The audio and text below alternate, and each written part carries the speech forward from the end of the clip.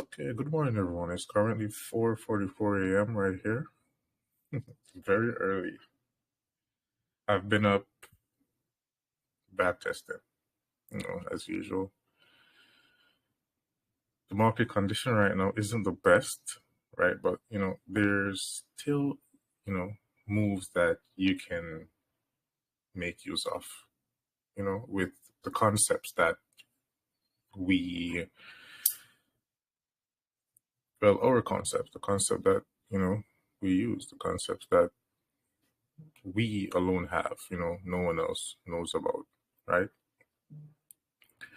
So,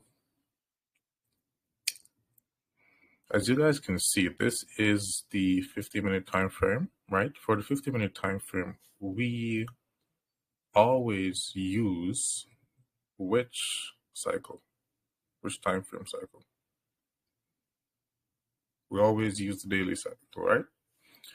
Right, and we all know that the daily cycle is comprised of 4 sessions, right? So this shaded area right here, this would be the Asian session, right? And this red shaded area right here would be the London session. So over here, I have the NASDAQ 100 futures, right? March 2024 contract, which will be expiring next month. And on this side, I have the E-mini Dow futures, March 2024 contract, right?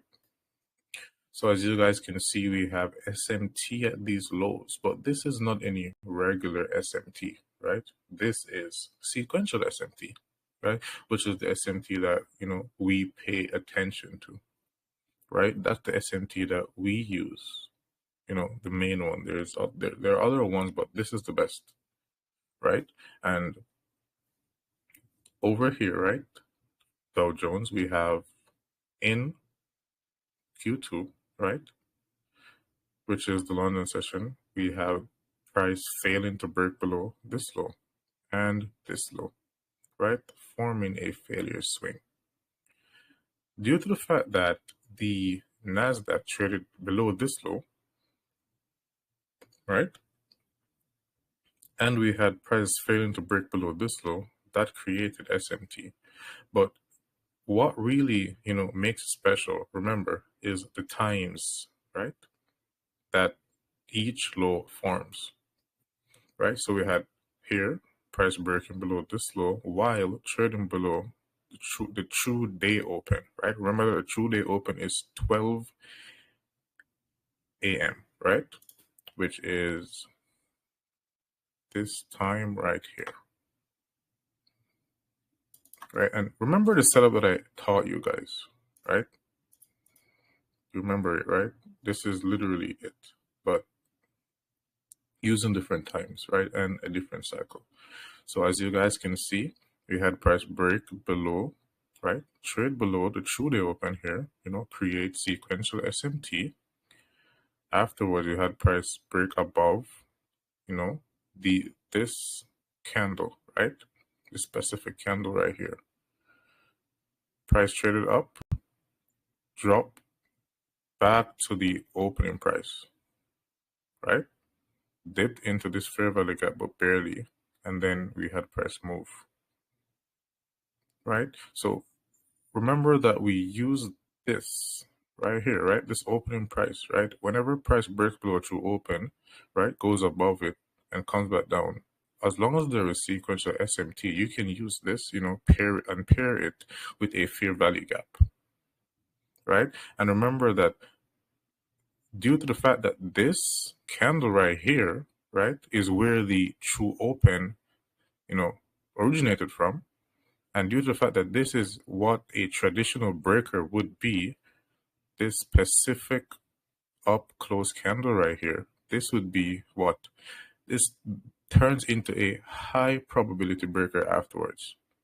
So price broke below, broke above, once price fell into this fair value gap below the true open, that's when you would buy. And that's not all that's here right now, right?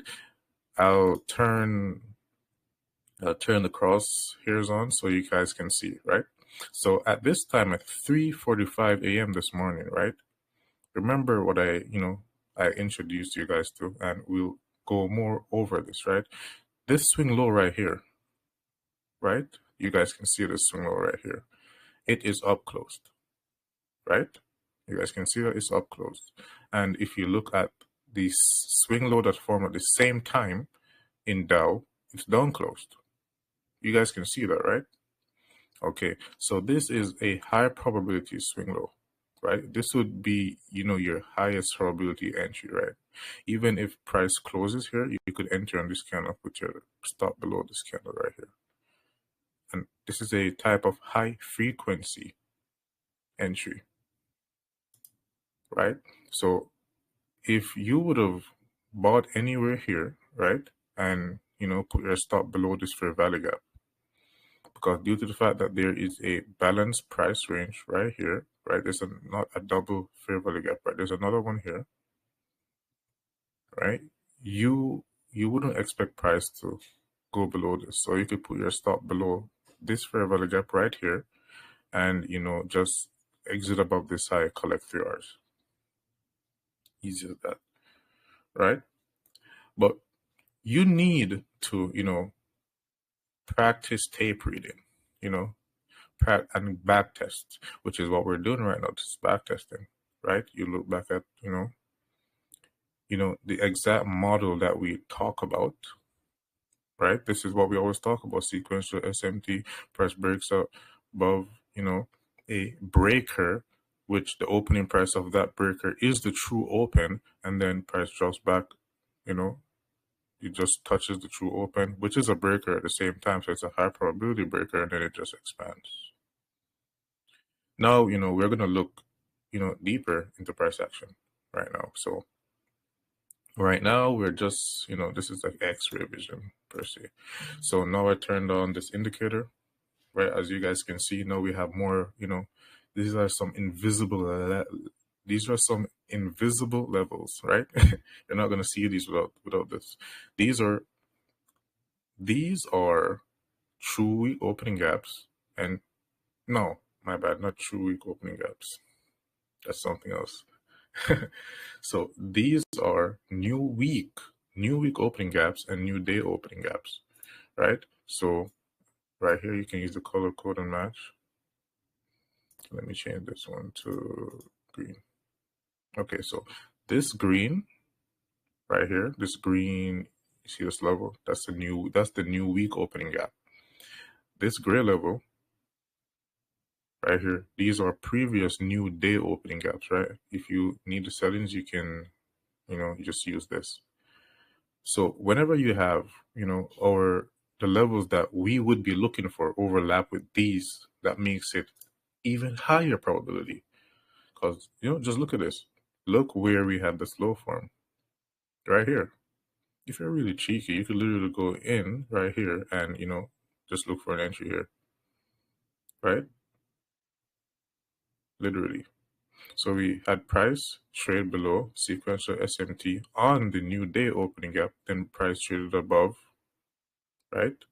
Drop back, dip a bit, below the new week opening gap, right? Why? Because it needed to find this opening price right here, which is the opening price of Q2, which is the true day open, right? And the true day open overlap with this new day opening gap and this fair value gap and this breaker, which made this a high probability entry, right? Even though right now we are not, in the best market conditions, right? We're not in the best market conditions right now.